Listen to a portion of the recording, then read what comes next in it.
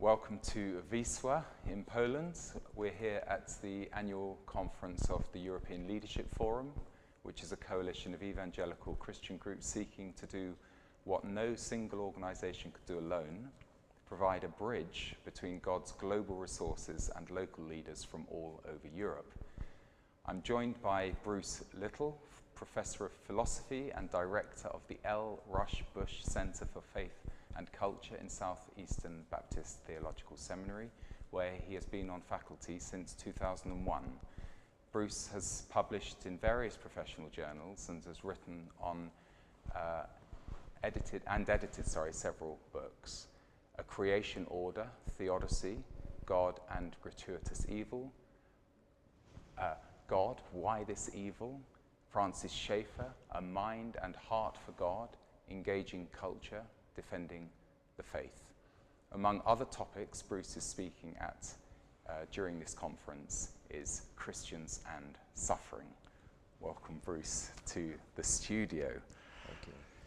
Should Christians expect to suffer in this life? Well, two things. Historically, it has been the case that we have. Biblically, if we look at a Hebrews 11 text, we find that Christians suffered, or Old Testament saints suffered. Jesus suffered, and Jesus said that the servant is not greater than his Lord. So from that perspective, it certainly seems that suffering is a part of the Christian life. Not that we go looking for it, but because there's light and darkness, and light and darkness collide, and because of that, so there is suffering. Paul tells us that he who lives godly in Christ Jesus shall suffer persecution. Jesus says in the Sermon on the Mount that we are blessed when we're persecuted for his name's sake. So there's that kind of suffering that we need to consider. I would call that suffering for righteousness' sake. And then, of course, we just suffer because we're members of the human race. We live in a very broken environment. So just because we are members of the human race, we live in a fallen world, we suffer from that. But I think we more often think of Christian suffering that seems to raise a question, is that when we suffer for living for righteousness, I'm doing the right thing, why should I suffer? Well, that's because Jesus said that's the way it is, because of the light and the darkness. We're salt in a decaying culture. We're light in a dark world, and darkness does not comprehend. So there's that conflict that goes on, and it's been so throughout the history of the church. So I think, yes, we don't come into it thinking, oh boy, I'm going to get a chance to suffer now. Where do I find it? It's just as we live faithfully, we have the conflict, and that conflict brings about suffering of various types. Yeah, and the Lord used that phrase. He said, if anyone will come after me, let him take up his cross. Now that's an instance where you are, in one sense, your eyes wide open. You're aware that in following the Lord, there is a road of suffering. Yes, and that suffering, in that case, taking up our cross, may be suffering because, in a sense, not that we or someone's threatening my life, though that could be the case, but we may live differently than the way the world lives. And in a sense, that is sort of as a suffering. That is, we don't have, maybe not the comforts. We choose to take a different path. And that means we may not make our way up the corporate ladder, or there are various ways in which, when we become Christians and we follow the Lord, we are living a different worldview within a broken world. That means we live in some ways kind of contrary to that, where we're living against the flow, so to speak, living against the grain. And we come into it with eyes wide open. Maybe not when we first become Christians, but if we've been introduced to this message properly, I would say, one could say, well, I'm not taken by surprise that today I am now having some form of suffering. So yes, There's a sense which is eyes wide open, as you say. Yes. And with the changing environments, where there was a time when you say, well, America's a Christian country, Britain's a Christian country, you can't say that anymore, especially when you look at the census results, where people's faith is.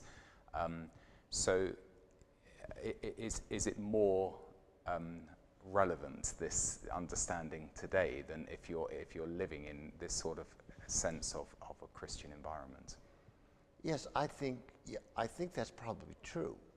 That as there's been the shifting in worldviews, where naturalism seems to be more the worldview of choice, and what is shaping much of what goes on in culture. So you put a Christian in that context, where God no longer has the presumption, where the Christian view of morality no longer has the presumption. So consequently, that is going to create, I think, a context in which the intensity of the conflict rises considerably. And of course, I think at that time there is always the tendency of us is to kind of shave the corners off a little bit, just so we can fit more comfortably in where God does not have the presumption, where the plausibility of God is not assumed. So the changing context, I would say, surely where we are living today, at least in the West, that the Christian lifestyle, if it's practicing faithful presence, is going to create greater tension and conflict, not simply because we want to be, we're not trying to be pugnacious about this. It's just being faithful to the Lord. And if you have one worldview that is beginning to shape everything around you, and it is contrary to the worldview that you've been called to, so the decisions you make, the lifestyle you live, is going to create more of a tension, I think. So with that, yes, no doubt that the idea of conflict and suffering has increased for the Christian.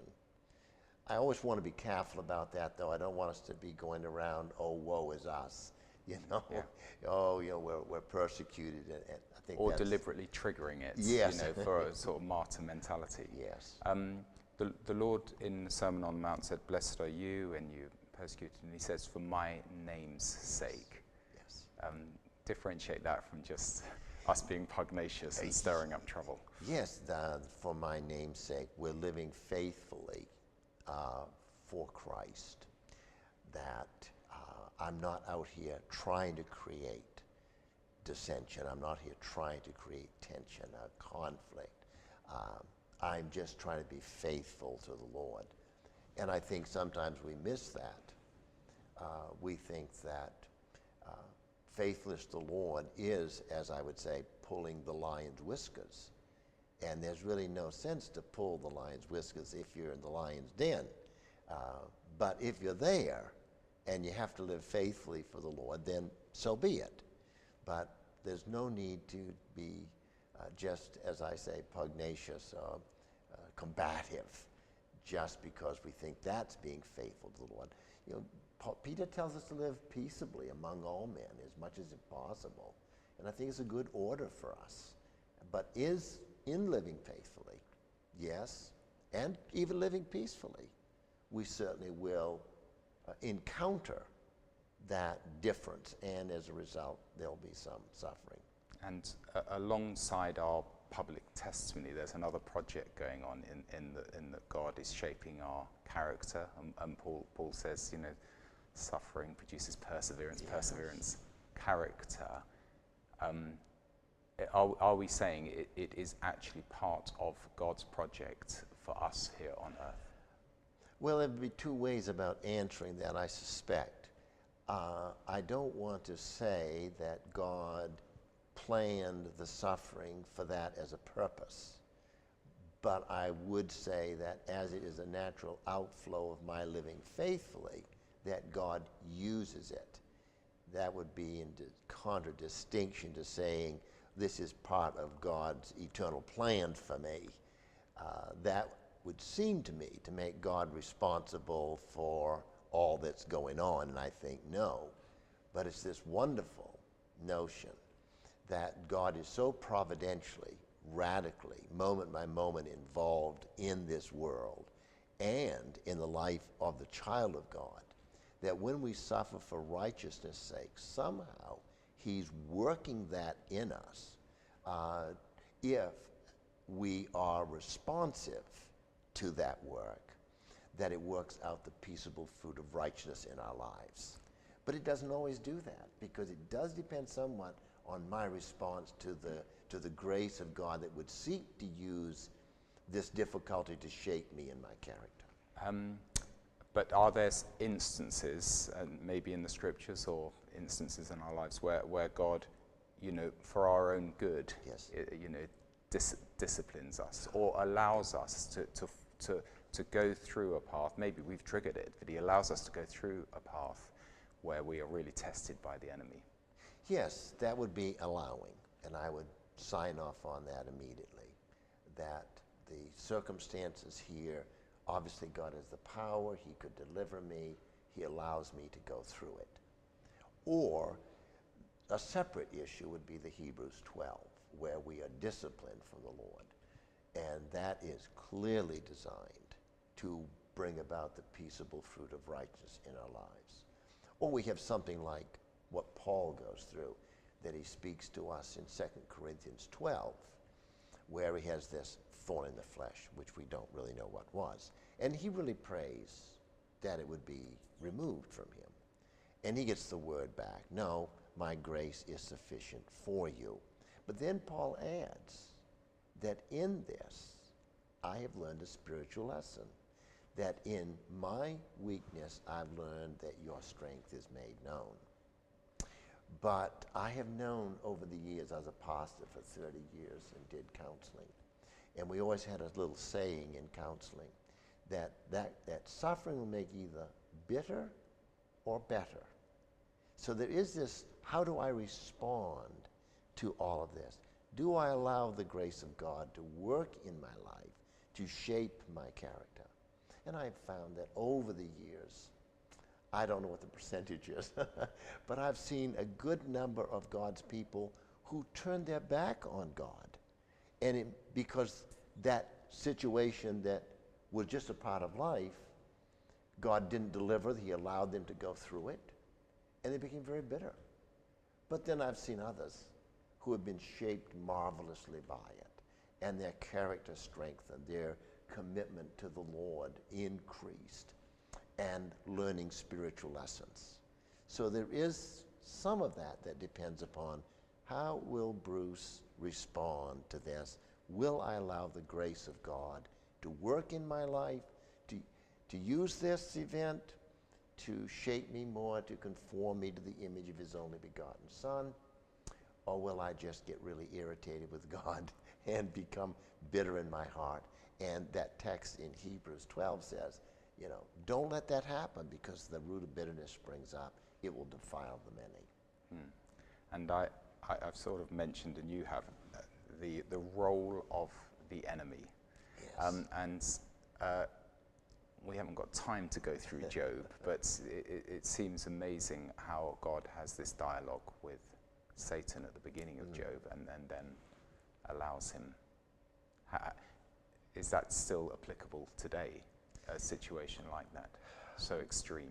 Well, I could not say, because we only know about this, the background, what's going on, because God has revealed it to us. So I'm a little cautious about saying, oh, there's a case. I could say, I think because we have the record of it in the text, that it is always a possibility. However, Peter tells us that our adversary is like a roaring lion, seeking whom he may devour. Revelation talks about Satan being, even today, the accuser of the brethren. So I see the book of Job is where the accusation is not against the believer, the accusation against God. God, you're really you know, you're really being unfair in all this. The only reason Job likes you is you give him a lot of good things. And so the test is on. Take him away, he said, and he will curse you to your face. So, okay. Things are taken away, but Job doesn't curse God to his face. And the test is made, and the question is answered. You're wrong, Satan. But now the accusation is against us. And yes, I would think that there is a spiritual warfare going on. Paul talks about it in Ephesians chapter 6. We don't wrestle against flesh and blood. So I'm just not sure I know when that happens or when we have an incident of it, but I certainly would have to affirm that that is a very legitimate source of suffering for the Christian. And it says the Lord doesn't put us through anything that's beyond us Yes. in terms of temptation. But that passage in Ephesians it seems again almost integral, that it's part of the maturing, you know. And as you say, we're encountering the world. So as we mature spiritually, we're going to be confronted with the counter. Yeah, exactly, because the sharpness of the contrast increases as I am living in a more mature way for the Lord, and the world is kind of going in the other direction. So we sort of have two things going on here. So that difference is intensified, which then means the conflict becomes intensified. In Romans 8, Paul says, well, you're heirs with Christ. You'll share in his glory if you share in his suffering. Yes. But the suffering's not worth comparing to the glory that will be revealed in you.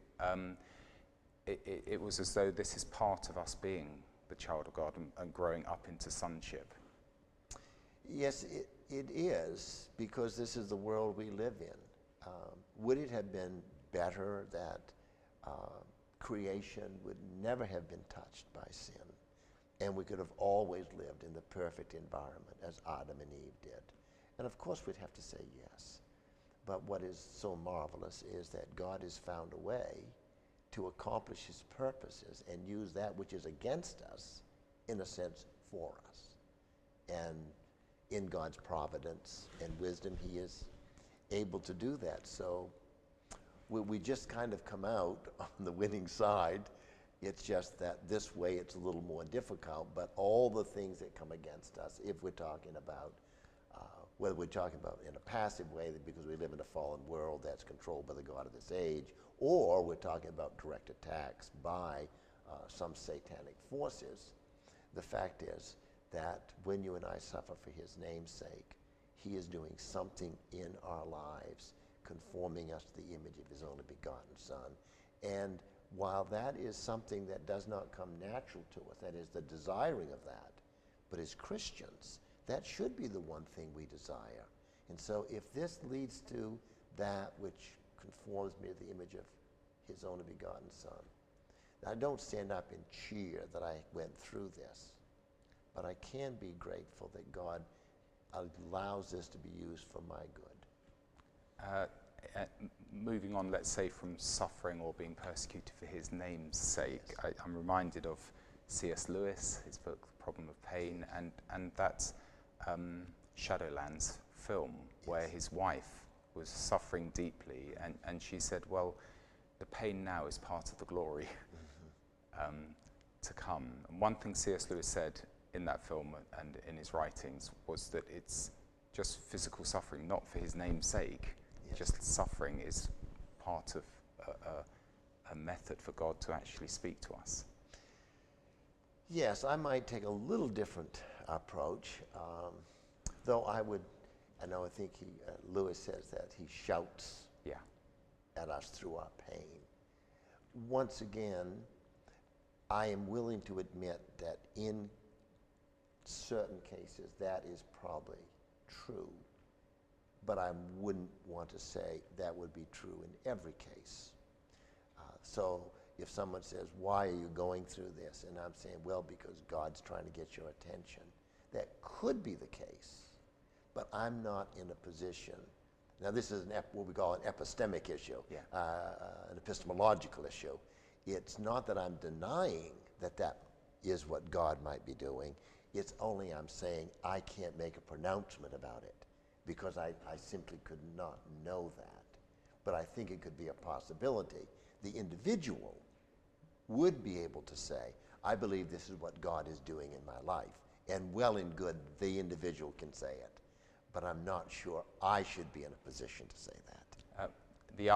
The other response, which is quite prevalent in the church today, is this suffering, physical suffering, is of the devil, and you should pray for it to be removed. It's black and white. Yeah, yeah. Well, as we get older, we realize there's very little that's black and white in this world. It's quite complicated and messy to say. But I think personally, I would say, no, I don't think you can make those kind of claims. Certainly, Paul talks about one of his travelers. I'm trying to think of his name now, who was sick, and he is sick, and there's no sin in his life. As it could explain the cause of it, it's just we're living here and we get sick in a fallen world. So to say that all sickness or all suffering is a result of some sin in my life, well, certainly Job proves to the contrary to that, doesn't he? And Jesus suffered, and certainly he would prove the contrary to that. So maybe that's an overstatement. That's what interviews are all about. Yeah. The Lord said, I've come that you may have life, and life in all its fullness. How does that square with going through suffering? Well, because, again, we ask that question because we think of fullness of life in terms of the standards of the culture in which we live. But the fullness of life is shalom. It's the way things ought to be. And the most important thing is my relationship with him. And so he does give me fullness of life because now I have a view of life that even death, even though it's an enemy, is not something that causes me to cower. It shouldn't cause me to give up on my faith because I'm faced with it. So there is an inner sense of joy that I'm now rightly related to my God. Now there is shalom in my soul, and that's life. We can think of examples where, for instance, Joni Erickson, she is not been healed, Yes. but has the Lord, through this terrible accident that she had, enabled her to be a great testimony. Yes. Is that how that's where the glory can be, is in the testimony? Absolutely. Now, I wouldn't say that God caused the accident. I would say there are reasons for the accident, but that was not God's purpose in allowing it. But she has turned that into something that has made a great testimony for the Lord, and there are many others. And so when Joni Erickson or others that I've dealt with over the years, I say, you have the right to say, God is using in this in my life because you're the one that God is dealing with, but I don't have a right to say that to you. So there's a difference between what we call a reflective testimony and what I call a predictive testimony. So after I've looked back on my life, I say, I see how God was using that. But now, if God has used this in my life, and now you're going through a similar situation, I now must not use that as a predictive testimony and say, look what God's going to do in your life as well. So I love the fact that these folks are able to speak to this. They're able to make those kind of claims. And it's genuine, it's authentic. And it is real. God has helped them and given them a ministry. But I wouldn't say that God created that difficulty for that purpose.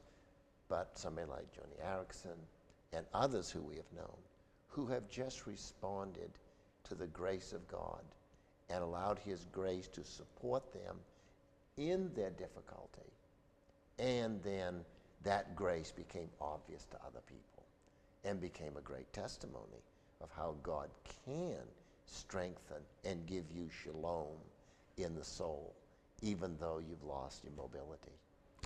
And you've mentioned, alluded to ways that Christians misinterpret suffering. Yeah. Are there other examples of how Christians mistakenly interpret suffering? Yes, I think the Romans 8:28 text is often misapplied. You started to quote the Romans 8, so it starts out with suffering, and then Romans 8:28, and then you come over to the chain, verses 30 and following, where it says, "For your sake we are killed all the day long." Yeah. So I see Romans 8:28 as a promise to us when we are suffering for righteousness' sake. So the misapplication would be where somebody has a heart attack, and now I say Romans 8:28. I just think that's a misapplication. I think textually it's wrong. I would even say on one level it's cruel. I remember of a young lady who had just lost her husband by his own hand. She left her with 2 young children. And the pastor of record came in to the room where I was with this young lady. And the first thing he said to her, "We know that all things work together for good to those who love God." And I thought, that's cruel. And it's not biblical. It might sound great, but it's so cruel. This woman had just lost her husband. She's left with 2 small children. And you're saying, these work together for good. So it doesn't surprise me sometimes that the world looks at that sort of a response and says, if that's the kind of a God you have, no thank you. Mm-hmm. He sounds to me like, I don't know if I'm going to come to a loving God or a witch doctor today. And so I think that's one of the areas that it gets misapplied. We're going to open up a big subject because we're right at the end of the program, but I can't resist it. Yes. When the world looks in, they do say, look, we're talking about God being a God of love, but actually the apparent evidence from especially the Old Testament is anything other than. So we're just going to tantalize the audience with an answer to that. Yes. Well, first of all, that argument is weak because there is nothing that you cannot move from the brokenness and the suffering of this world to the conclusion, to the claim that God does not exist. There's just no way to do that. You've got to have some kind of justification in the middle that allows you, gives you warrant to say, this is sufficient evidence based on this warrant, this justification, to make the claim there is no God. Well, I think the argument's very weak. So I would then say, just from that perspective, that's not a very good argument. But let's take it on the existential side. Are there answers? And that is, I believe there are. We just have not been doing a good job as evangelicals, particularly because we've misinterpreted texts like Romans 8:28. Had we been a little more responsible and not made claims that really maybe do not have the support of Scripture, I think we've been much better positioned to answer those kind of questions. Now, I know people want to say, and this is a good way to go, I'm not saying it's not. You can say, yes, but look, in all of this, he sends his son and suffers a tremendous price for the sin of the world that man might be able to have eternal life. That is one answer. Thank you very much, Bruce, for squeezing that in at the end. And thank you also to our audience and to the organisers of this conference, the European Leadership Forum. Just to remind you that you can see the answers to some of these questions on the focalonline.org website, foclonline.org. Goodbye.